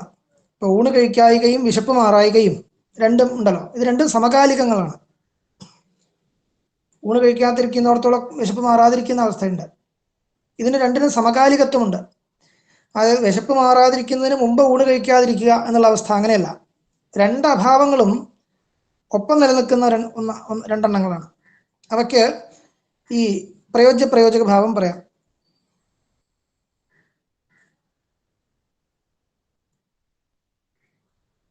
ഈ ജന്യജനക ഭാവം ഉള്ളയിടത്തും ഇപ്പൊ ഇങ്ങനെ പറയാറുണ്ട്, യയോർ ജന്യജനക ഭാവ തത് അഭാവയോർ വിപരീത പ്രയോജക ഭാവ എന്ന് പറയാം. അങ്ങനൊരു നിയമമുണ്ട്. യയോർ ജന്യജനക ഭാവ, യാതൊന്നുകൾക്ക് ജന്യജനക ഭാവമുണ്ടോ, തത് അഭാവയോർ വിപരീത പ്രയോജക ഭാവ എന്ന് പറയും. ഉദാഹരണം പറഞ്ഞാൽ സ്പഷ്ടാവും. ഇപ്പൊ ധൂമവും വന്ഹിയുമുണ്ട്. ധൂമവും വന്ഹിയുമുണ്ട്. അതില് ധൂമം വന്യജന്യമാണ്. ധൂമോ വന്യജന്യ. അപ്പൊ യയോർ ജന്യജനക ഭാവ എന്ന് പറഞ്ഞാൽ ധൂമവന്യോ ജന്യജനക ഭാവ അസ്തി തത് അഭാവയോ. ധൂമാഭാവത്തിനും വന്യഭാവത്തിനും പ്രയോജക ഭാവമുണ്ട്. പക്ഷെ എങ്ങനെയാണ്? വിപരീതമായ പ്രയോജക ഭാവമുണ്ട്.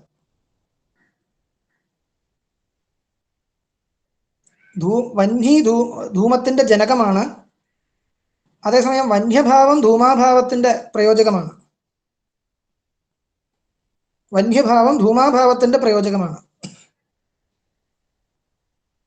വന്യ ഇല്ലെങ്കിൽ ധൂമത്തിന്റെ സ്ഥിതിയില്ല. തിരിച്ചു പറയാൻ പറ്റില്ല. ധൂമാഭാവം വന്യഭാവത്തിന്റെ പ്രയോജകമല്ല. കാരണം ധൂമമില്ലെങ്കിലും വന്യുണ്ട്. പക്ഷെ വന്യ ഇല്ലെങ്കിൽ ധൂമമില്ല. അതുകൊണ്ട് വന്യഭാവം ധൂമാഭാവത്തിന്റെ പ്രയോജകമാണ് എന്ന് നമുക്ക് പറയാൻ സാധിക്കും. ഇനി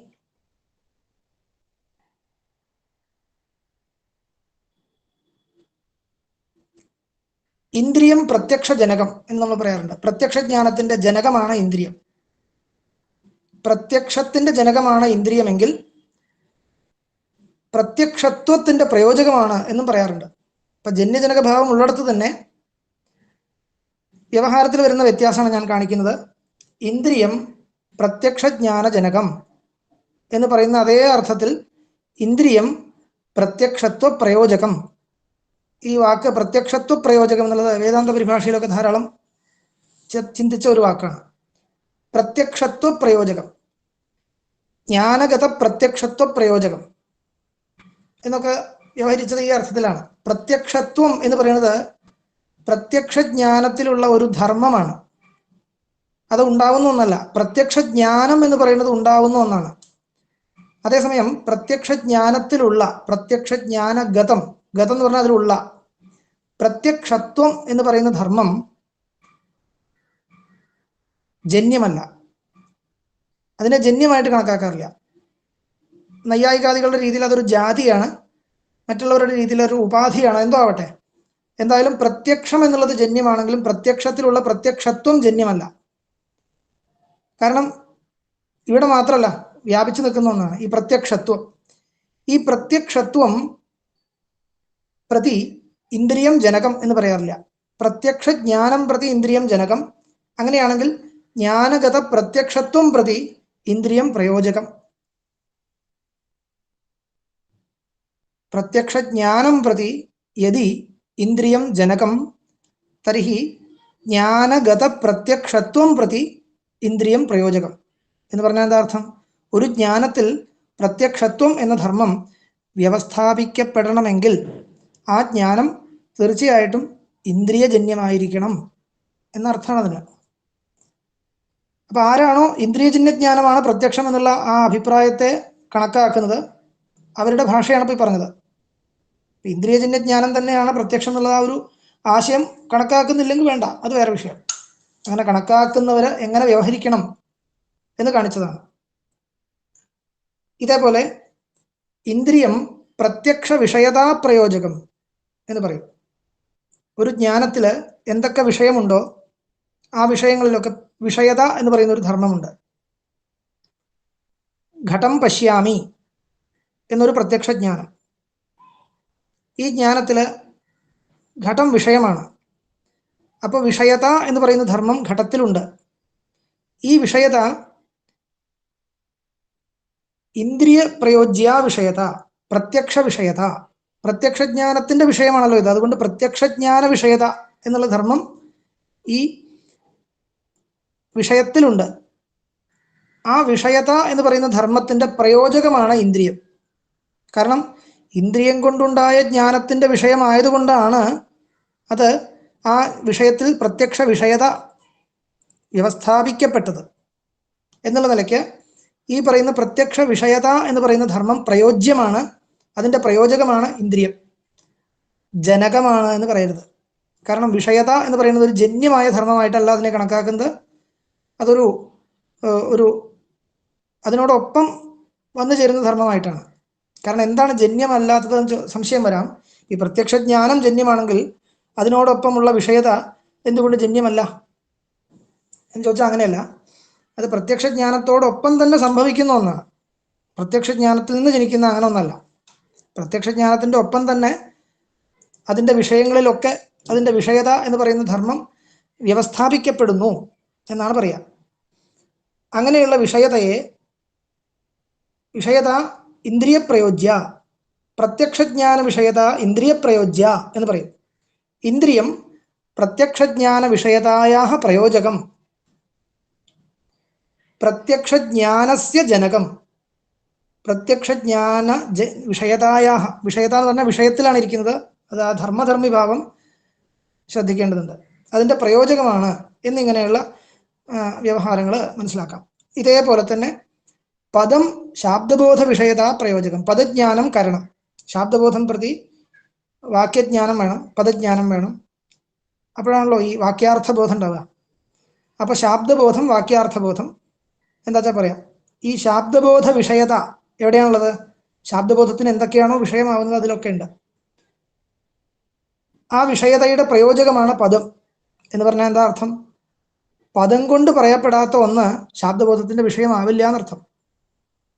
നിങ്ങളത് ഈ ആശയം ശാബ്ദബോധത്തിന്റെ വിഷയമാവണം എന്ന് ഉദ്ദേശിക്കുന്നുണ്ടോ? ഉണ്ടെങ്കിൽ പദം ഉച്ചരിക്കണം. ഇനി നമ്മളങ്ങനെ അഥവാ ഉച്ചരിച്ചില്ല എങ്കിൽ കേൾക്കുന്ന ആൾ അതിനെ അധ്യാരിച്ചു കൊള്ളണം. അതില്ലെങ്കിൽ ശാബ്ദബോധത്തിന്റെ വിഷയമാവില്ല അത്. അപ്പൊ ഈ ആശയം നമ്മൾ പറയുന്നത് ശാസ്ത്രഭാഷയിൽ എങ്ങനെയാണ്?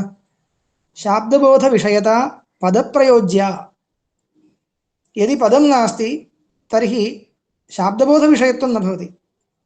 ജ്ഞാനത്തിന്റെ വിഷയമാവാം, പക്ഷെ എന്തെങ്കിലും ജ്ഞാനത്തിന്റെ മറ്റേതെങ്കിലും ജ്ഞാനത്തിന്റെ വിഷയമാവാന്നുള്ളതല്ലാതെ ശാബ്ദബോധത്തിന്റെ വിഷയമാവില്ല. ശാബ്ദബോധത്തിന്റെ വിഷയമാണെങ്കിൽ തീർച്ചയായിട്ടും ശബ്ദം വേണം എന്ന ആശയം പറയുന്ന സമയത്ത് ഈ പ്രയോജ്യ പ്രയോജക ഭാവം എന്നുള്ള ശബ്ദം പറയാറുണ്ട്. പ്രയോജകം, പ്രയോജ്യം, പദം പ്രയോജകം. കിം പ്രതി പ്രയോജകം? ശാബ്ദബോധ വിഷയതാം പ്രതി പ്രയോജകം എന്ന് പറയാറുണ്ട്.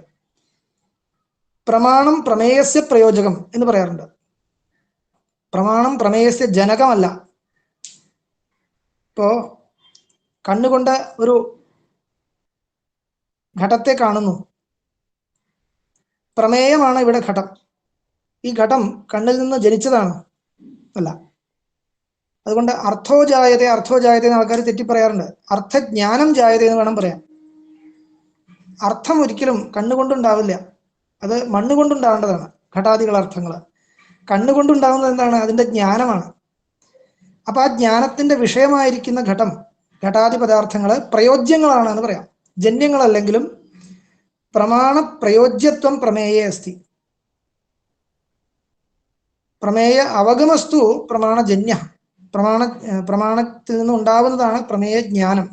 ആ ജ്ഞാനത്തിന്റെ വിഷയമായ പ്രമേയം പ്രമാണത്തിൽ നിന്ന് ഉണ്ടാവുന്ന ഒന്നല്ല, പക്ഷെ പ്രമാണ പ്രയോജ്യമാണ് എന്ന് പറയാറുണ്ട്. ഇതേപോലെ ഇഷ്ടംപോലെ വ്യവഹാരങ്ങൾ നമുക്ക് ഊഹിക്കാവുന്നതാണ്. ഇപ്പൊ സർപ്പജ്ഞാനം ഭയകാരണം ചേത് ന്യായമാന സർപ്പ ഭയസ്യ പ്രയോജക എന്ന് പറയാം. ഒരു ജ്ഞാനം മറ്റൊന്നിന് കാരണമാവുന്നുണ്ടെങ്കിൽ ആ ജ്ഞാനത്തിന്റെ വിഷയം പ്രയോജകമാണ് എന്ന് പറയാം. യത്കിഞ്ചിത് ജ്ഞാനം യദ്യന്യസ്യ കാരണം ഭവതി തർഹി തസ്യ ജ്ഞാനസ്യ വിഷയഃ തസ്യ പ്രയോജകോ ഭവതി എന്ന് വ്യവഹരിക്കാറുണ്ട്. സർപ്പജ്ഞാനം ഭയത്തിന് കാരണമാണ് എന്ന് പറയുന്നുവെങ്കിൽ ആ ജ്ഞാനത്തിന്റെ വിഷയമായ സർപ്പം ഭയസ്യ പ്രയോജക എന്ന് പറയാം. സർപ്പ കാരണം എന്ന് പറയുന്നത്, സർപ്പ ഭയകാരണം എന്ന് നമ്മൾ പറഞ്ഞു കഴിഞ്ഞാലും അതിനർത്ഥം പ്രയോജകം എന്നാണ്, കാരണം എന്നല്ല. കാരണം ശരിക്കും കാരണമായിട്ട് നമ്മൾ പറയേണ്ടത് എന്തിനെയാണ്? സർപ്പജ്ഞാനത്തിനെയാണ്, സർപ്പത്തിനെയല്ല. സർപ്പം പ്രയോജകമാണ് എന്ന് പറയാം.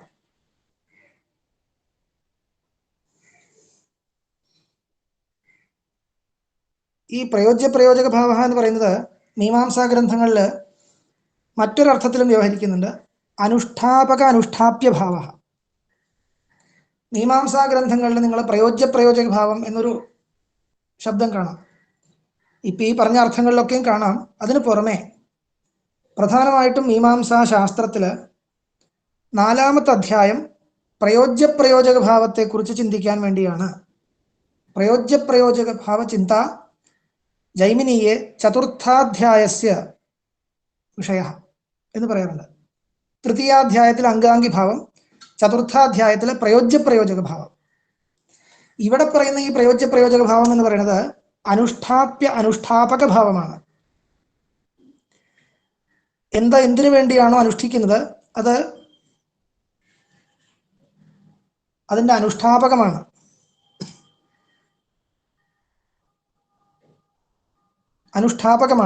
ഇപ്പോൾ ഒരു ഫലത്തിന് വേണ്ടി ഒരു കർമ്മം അനുഷ്ഠിക്കുന്നു എന്ന് വയ്ക്കുക. ആ ഫലം ആ കർമ്മത്തിന്റെ അനുഷ്ഠാപകമാണ്. ആ ഫലത്തിന് വേണ്ടിയാണല്ലോ ആ കർമ്മം അനുഷ്ഠിക്കുന്നത്. ഇപ്പൊ ഈ അർത്ഥത്തില് ഫലം പ്രയോജകം എന്ന് പറയാം. എന്തിന്റെ പ്രയോജകം? കർമാനുഷ്ഠാനത്തിന്റെ പ്രയോജകമാണ് ഫലം. സത്യം പറഞ്ഞു കഴിഞ്ഞാൽ കർമാനുഷ്ഠാനത്തിൽ നിന്ന് ജന്യമാണ് ഫലം.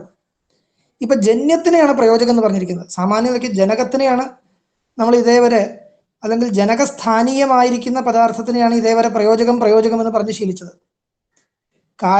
കാരണത്തിന്റെ സ്ഥാനത്തിരിക്കുന്നതിനെയാണ് ഇത്രയും നേരം നമ്മൾ പ്രയോജകം എന്ന് പറഞ്ഞ് ശീലിച്ചത്. കാര്യത്തിന്റെ ഇതിനെയാണ് പ്രയോജ്യം എന്ന് പറഞ്ഞ് ശീലിച്ചത്. അങ്ങനെയാണല്ലോ ഞാൻ ഇതുവരെ വ്യാഖ്യാനിച്ചത്. കാര്യകാരണഭാവം പൂർണ്ണമായിട്ടും നമുക്ക് പറയാൻ സാധിക്കാത്ത സന്ദർഭത്തിൽ കാരണത്തിന്റെ സ്ഥാനത്ത് എന്തിരിക്കുന്നുവോ അതിനെ പ്രയോജകമെന്നും കാര്യത്തിന്റെ സ്ഥാനത്ത് എന്തിരിക്കുന്നുവോ അതിനെ പ്രയോജ്യമെന്നും പറയണം എന്ന രീതിയിലാണ് ഞാൻ ഇതുവരെ വ്യാഖ്യാനിച്ചു വന്നത്. പക്ഷേ മറിച്ചും കാണുന്നുണ്ട് എന്നുള്ളതിന് ഉദാഹരണം പറയുകയാണ്. ഇപ്പോൾ ഫലം കർമാനുഷ്ഠാനസ്യ പ്രയോജകം എന്ന് പറയാറുണ്ട്. ഇത് വൈയാകരണന്മാരും പറയാറുണ്ട്. നിമിത്ത സപ്തമി എന്ന് പറയും. ചർമ്മണി ദ്വീപിനം ഹന്തി മുതലായ സന്ദർഭങ്ങളിൽ ചർമ്മത്തിന് വേണ്ടിയിട്ട് മറ്റേ ആനയെ കൊല്ലുന്നു എന്നൊരു വാക്യം. ഇതിലെ ചർമ്മം എന്ന് പറയുന്നത് ഫലമാണ്. അതിനെ കൊല്ലുന്നത് എന്തിനു വേണ്ടിയാണോ അതിൻ്റെ ഫലമാണ് ഈ ചർമ്മം. അതിന് ചർമ്മം കിട്ടുക എന്നുള്ളത്. ആയിക്കോട്ടെ, ഇവിടെ ഈ ഫലത്തിനെയാണ് പ്രയോജകം എന്ന് പറഞ്ഞത്. എന്തിൻ്റെ പ്രയോജകം? അനുഷ്ഠാനത്തിൻ്റെ പ്രയോജകം, ആ ക്രിയ ചെയ്യുന്നതിനുള്ള പ്രയോജകം. സത്യം പറഞ്ഞാൽ ഇത് ജന്യമാണ്. അപ്പൊ ജന്യത്തിനെയാണ് പ്രയോജകമെന്ന് വ്യവഹരിച്ചത്. ആ ഒരു വ്യത്യാസം ശ്രദ്ധിച്ചാൽ നന്നായിരിക്കും. ഇതേപോലെ തന്നെ വൈദിക കർമാനുഷ്ഠാനത്തിലും എന്തിനു വേണ്ടിയാണോ ചെയ്യുന്നത് അത് പ്രയോജകമായിട്ടാണ് പറയാറ്, പ്രയോജ്യമല്ല. അപ്പൊ ജന്യമായിരിക്കുന്ന വസ്തുവിന്റെ സ്ഥാനത്തും പ്രയോജകം എന്ന ശബ്ദം ചിലപ്പോഴെങ്കിലും വ്യവഹരിച്ച് കാണാറുണ്ട് എന്നുള്ളതിന് ഉദാഹരണം കാണിച്ചതാണ്. ജന്യ ജനകപ്രയോജകത. ഇതേപോലെ നിമിത്തം എന്ന് പറയാമല്ലോ. ഇന്ന നിമിത്തം കൊണ്ടാണ് ഞാനത് ചെയ്തത്. ഈ നിമിത്തം അനുഷ്ഠാപകമാണ് എന്ന അർത്ഥത്തിൽ നിമിത്തം പ്രയോജകം എന്ന് പറയും. ഇന്നൊരു നിമിത്തം കൊണ്ടാണ് ഞാൻ ഇന്നത് ചെയ്തത്. മഴ നിമിത്തമാണ് ഞാൻ നനഞ്ഞത് എന്ന് പറയുമ്പോൾ ഇവിടെ ഈ മഴ എന്ന് പറയുന്നത് പ്രയോജകം എന്ന് പറയും. ഈ നിമിത്തത്തിന് നിമിത്തം നൈമിത്തികസ്യ പ്രയോജകം. വൈദിക ഉദാഹരണങ്ങൾ നോക്കിക്കഴിഞ്ഞാലും അങ്ങനെ തന്നെയാണ്. എന്തെങ്കിലും ഒരു നിമിത്തത്തെ വെച്ചിട്ട് ഒരു ക്രിയ ചെയ്യുക. അപ്പോൾ ആ നിമിത്തം ആണല്ലോ അതിനെ അനുഷ്ഠാപിപ്പിക്കുന്നത്. ആ നിമിത്തത്തിനെ പ്രയോജകം എന്ന് പറയാറുണ്ട്. അവിടെയും പ്രയോജ്യ ഭാവമാണ് പറയേണ്ടത്, അല്ലാണ്ട് നിമിത്തജന്യമല്ല. നിമിത്തം ജനകവും മറ്റൊരു ജന്യവും, നൈമിത്തികം ജന്യവുമല്ല. നിമിത്ത നൈമിത്തിക ഭാവം പറയുന്ന സ്ഥലത്ത് ജന്യജനക ഭാവമില്ല. നിമിത്തം ഒന്നിൻ്റെയും ജനകമല്ല, അതേസമയം പ്രയോജകമാണ്. അപ്പൊ ഇവിടെയും ഈ പ്രയോജക ഭാവം എന്നുള്ള വാക്ക് ഉപയോഗിക്കാറുണ്ട്.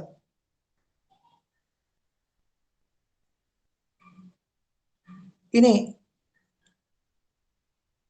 ഇങ്ങനെ പറയാം, യഹ യസ്യ കാരണം സഹ തദ്ഗത കാര്യതാവച്ഛേദക ധർമ്മസ്യ പ്രയോജക.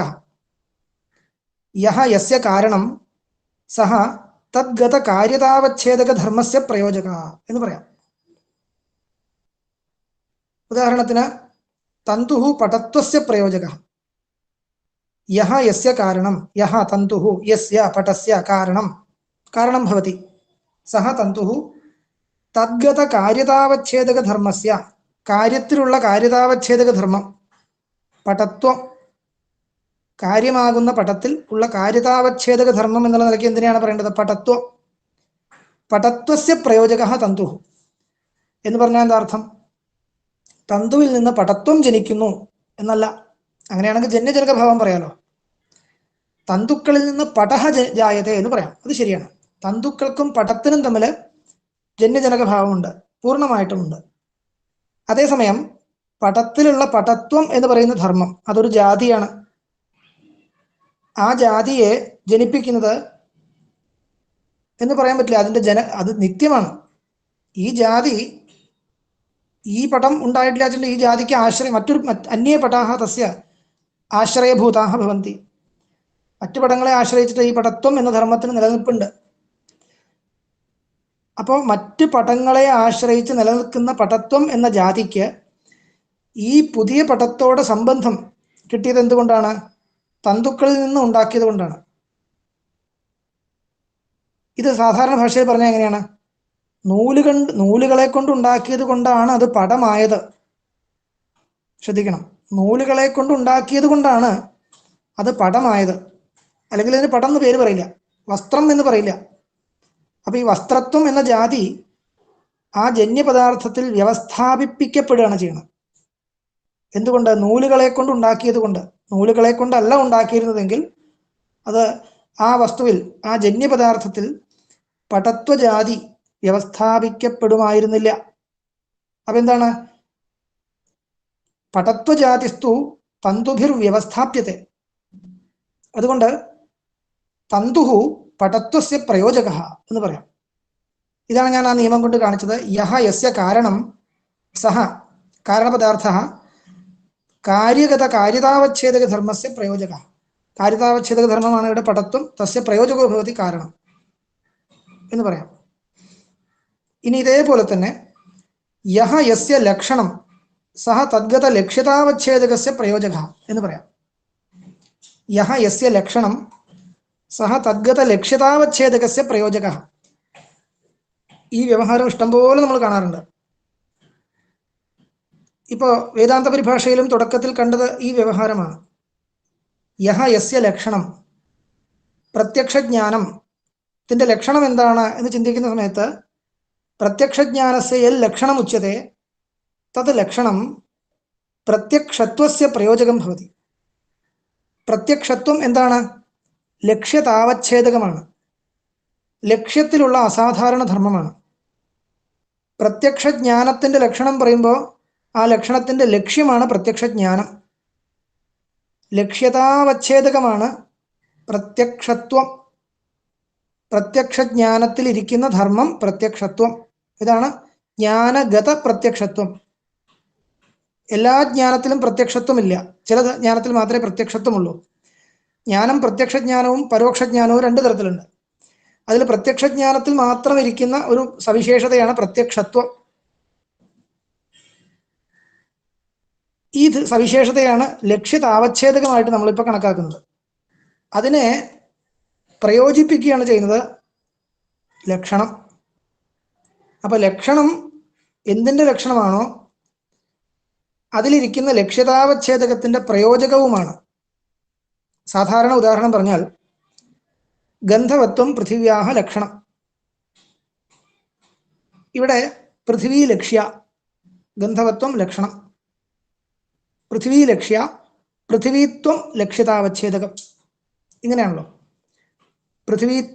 പൃഥിവീത്വത്തോട് കൂടിയത് എന്നുള്ള നിലയ്ക്കാണ് പൃഥിവി ലക്ഷ്യമായിട്ട് നമ്മൾ കണക്കാക്കുന്നതെന്ന് അർത്ഥമാണ്. വേറെന്തെങ്കിലും നിലയ്ക്കല്ല. പൃഥിവീത്വത്തോട് കൂടിയത് എന്തൊക്കെയാണോ അതെല്ലാം ഇവിടെ ലക്ഷ്യമാണെന്ന് അർത്ഥമാണ്. ഈ പൃഥിവീത്വം ലക്ഷ്യതാവച്ഛേദകം എന്ന് പറഞ്ഞാൽ എന്താ ധരിക്കേണ്ടത്? ഇപ്പം നമ്മൾ പറയുന്ന ലക്ഷണത്തിൻ്റെ ലക്ഷ്യമായിട്ട് നമ്മൾ കണക്കാക്കേണ്ടുന്നത് ഏതിനെയൊക്കെയാണെന്ന് ചിത്രീകരിക്കുകയാണ്. പൃഥിവീത്വം എന്ന ധർമ്മങ്ങളുള്ള എന്തൊക്കെയുണ്ടോ ലോകത്ത് അതിൻ്റെ എല്ലാത്തിനും പറ്റുന്ന ലക്ഷണമാണ് ഞാൻ പറയുന്നത് എന്ന് കാണിക്കാനാണ് പൃഥിവീത്വം ലക്ഷ്യതാവച്ഛേദകം എന്ന് പറയുന്നത്. ഇവിടെ ഈ ലക്ഷ്യതാവച്ഛേദകമായ ഈ പൃഥിവീത്വം ലക്ഷണപ്രയോജ്യം എന്ന് പറയാം. ഗന്ധവത്വം ലക്ഷണം, ഗന്ധവത്വം പൃഥിവീത്വസ്യ പ്രയോജകം. ഗന്ധവത്വം പൃഥിവ്യാഹ ലക്ഷണം, പൃഥിവീത്വസ്യ പ്രയോജകം. ഞാൻ നേരത്തെ പറഞ്ഞ് ശ്രദ്ധിച്ച് ഇത് കേട്ടാൽ മനസ്സിലാവും. പൃഥിവിയാണ് ലക്ഷ്യം, പൃഥിവീത്വമാണ് ലക്ഷ്യതാവച്ഛേദകം. ലക്ഷ്യതാവച്ഛേദകമായ പൃഥിവീത്വത്തിൻ്റെ പ്രയോജകമാണ് ഗന്ധവത്വം എന്ന് പറയുന്ന ലക്ഷണം. യഹ യസ്യ ലക്ഷണം സഹ തദ്ഗത ലക്ഷ്യതാവച്ഛേദകസ്യ പ്രയോജകഃ.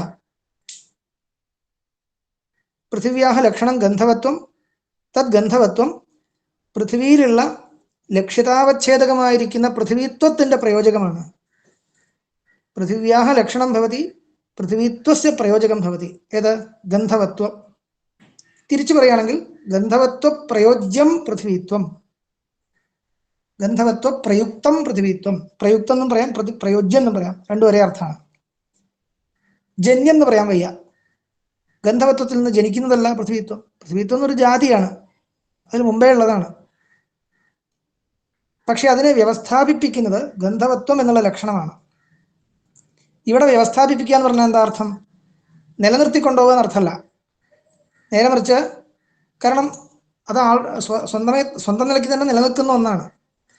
അതിനെ ഗന്ധവത്വത്തോടു കൂടിയ വസ്തുവിനെ മറ്റുള്ളതിൽ നിന്ന് വേർതിരിച്ചറിയാൻ ഉപയോഗിക്കപ്പെടുന്നത് എന്താണ്? മറ്റുള്ളതിൽ നിന്ന് വേർതിരിച്ചറിയാൻ ഉപയോഗിക്കപ്പെടുന്ന അർത്ഥത്തിലാണ് വ്യവസ്ഥാപിപ്പിക്കുക എന്ന് പറയുന്നത് ഇവിടെ. ഇപ്പം ഈ വ്യവസ്ഥാപിപ്പിക്കൽ പലതരത്തിലാവാലോ. അതിൻ്റെ നിലനിൽപ്പിന് ഉപയോഗപ്പെടുന്നതും വ്യവസ്ഥാപിപ്പിക്കലാണ്.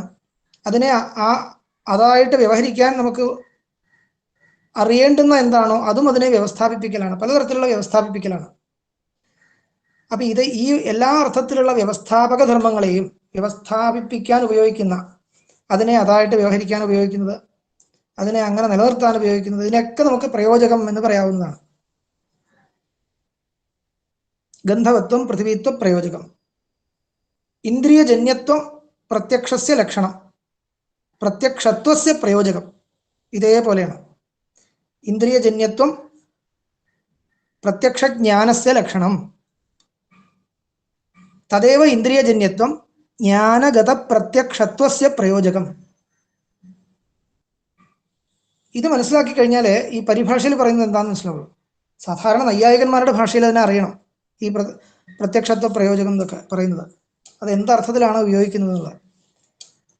പലരും ജ്ഞാനഗത പ്രത്യക്ഷം, വിഷയഗത പ്രത്യക്ഷം എന്ന രണ്ടു തരം പ്രത്യക്ഷ ജ്ഞാനമാണ് എന്നൊക്കെ തെറ്റിദ്ധരിച്ചവരുണ്ട്. സത്യം പറഞ്ഞാൽ ജ്ഞാനഗത പ്രത്യക്ഷം എന്നൊരു ശബ്ദമേ പരിഭാഷയിലില്ല. ജ്ഞാനഗത പ്രത്യക്ഷത്വം എന്നൊരു ശബ്ദമുണ്ട്. അത് രണ്ടും ഒരേ അർത്ഥമല്ല. ഗതം എന്ന് പറഞ്ഞാൽ അതിലുള്ളത് എന്നർത്ഥമാണ്. ജ്ഞാനത്തിൽ എന്താണുള്ളത്? പ്രത്യക്ഷത്വമാണുള്ളത്. എല്ലാ ജ്ഞാനത്തിലും പ്രത്യക്ഷത്വം ഇല്ല. പിന്നെ എവിടെയാണ് പ്രത്യക്ഷത്വം ഉള്ളത്? പ്രത്യക്ഷ ജ്ഞാനത്തിൽ മാത്രമുള്ള ഒരു ധർമ്മമാണ് ഈ പ്രത്യക്ഷത്വം. അപ്പൊ എല്ലാ ജ്ഞാനത്തിലും പ്രത്യക്ഷത്വം ഇല്ല എന്നാൽ പിന്നെ ഏത് ജ്ഞാനത്തിലാണ് പ്രത്യക്ഷത്വം ഉണ്ടാകുന്നത് എന്ന് ചോദിച്ചു കഴിഞ്ഞാൽ ഈ ചോദ്യത്തിന്റെ ആശയം എന്താണ്? പ്രത്യക്ഷ ജ്ഞാനത്തിന്റെ ലക്ഷണം എന്ത് എന്ന് തന്നെയാണ് ചോദിക്കുന്നത്. നൈയായികന്മാർ പറയും ഇന്ദ്രിയജന്യ ജ്ഞാനത്തിലാണ് പ്രത്യക്ഷത്വം ഉണ്ടാവുക, അല്ലാത്ത ജ്ഞാനത്തിൽ ഉണ്ടാവില്ല. നൈയായികന്മാർ പറയും ഇന്ദ്രിയജന്യത്വമാണ് പ്രത്യക്ഷത്വസ്യ പ്രയോജകം. ജ്ഞാനഗത പ്രത്യക്ഷത്വസ്യ പ്രയോജകം ഇന്ദ്രിയജന്യത്വമാണ്. അതിനർത്ഥം എന്താണ്? ഏത് ജ്ഞാനത്തിലാണോ ഇന്ദ്രിയജന്യത്വം ഉള്ളത് ആ ജ്ഞാനത്തിൽ മാത്രമേ പ്രത്യക്ഷത്വം എന്ന ധർമ്മം ഇരിക്കൂ എന്നർത്ഥമാണ്. വേറൊന്നുമില്ല അതിൽ. അല്ലെങ്കിൽ ആ ജ്ഞാനത്തിൽ പരോക്ഷത്വമാണ് ഉണ്ടാവുക. അപ്പൊ ഈ ജ്ഞാനഗതം എന്ന് പറഞ്ഞാൽ ജ്ഞാനത്തിൽ ഉള്ളത്, ജ്ഞാനത്തിലുള്ള പ്രത്യക്ഷത്വം എന്ന ധർമ്മത്തിന്റെ ജനകം എന്നല്ല, അതിന്റെ പ്രയോജകം എന്ത് എന്ന് ചോദിച്ചാൽ പ്രത്യക്ഷ ജ്ഞാനത്തിന്റെ ലക്ഷണം എന്ത് എന്ന ചോദ്യത്തിന് ഒരേ അർത്ഥമാണ്.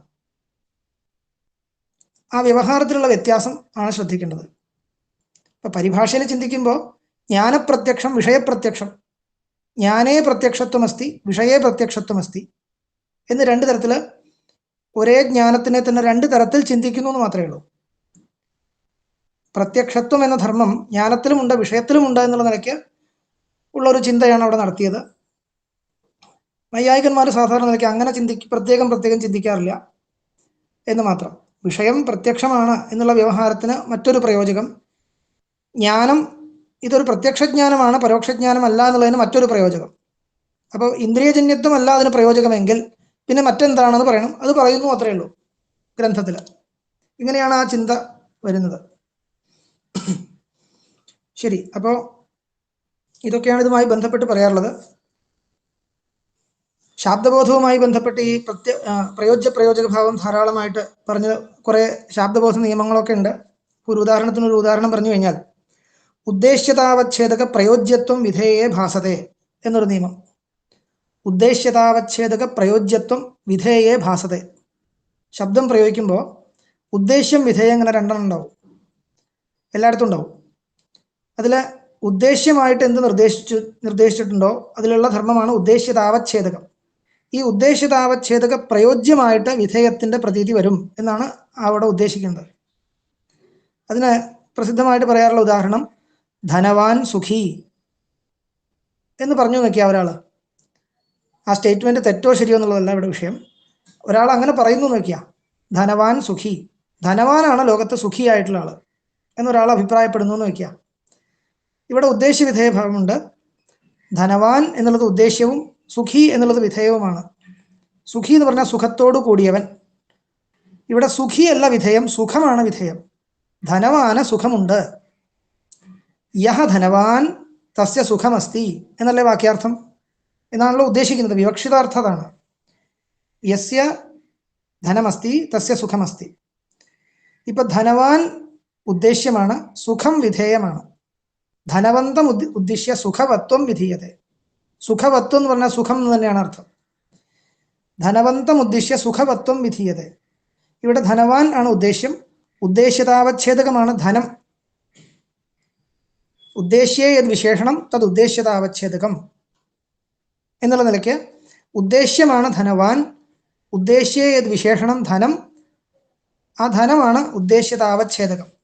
ഈ ഉദ്ദേശ്യതാവച്ഛേദക പ്രയോജ്യത്വം വിധേയേ ഭാസതേ എന്നാണ് ശാബ്ദബോധ നിയമം പറഞ്ഞത്. അങ്ങനെയാണെങ്കിൽ ഈ ധനപ്രയോജ്യമാണ് സുഖം, ധനം കൊണ്ടാണ് സുഖം ഉണ്ടാവുന്നത് എന്നുള്ള ഒരു അറിവ് നമുക്ക് കിട്ടുന്നുണ്ടോ ഇല്ലയോ? അതിനെക്കുറിച്ചാണ് പറയുന്നത്. ധനവാനാണ് സുഖി എന്ന് പറഞ്ഞു കഴിഞ്ഞാൽ ധനം കൊണ്ടാണ് സുഖം സമ്പാദിക്കേണ്ടത് എന്നാണ് അദ്ദേഹത്തിന്റെ ആശയം. ഇന്ന് നമുക്ക് കിട്ടുന്നില്ലേ? ഈ ആശയം നമുക്ക് എങ്ങനെ കിട്ടി എന്നാണ് വിവരിക്കുന്നത്.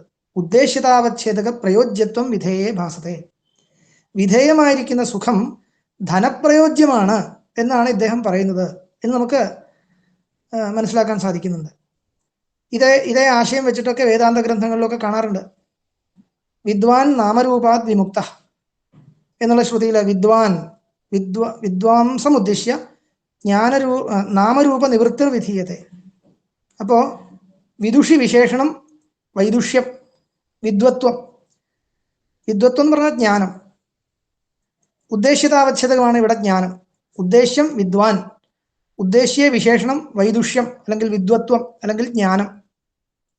ഈ ഉദ്ദേശ്യതാവച്ഛേദക പ്രയോജ്യത്വം കുത്ര ഭാസത്തെ? വിധേയേ ഭാസത്തെ. ഇവിടെ വിധേയം എന്താണ്?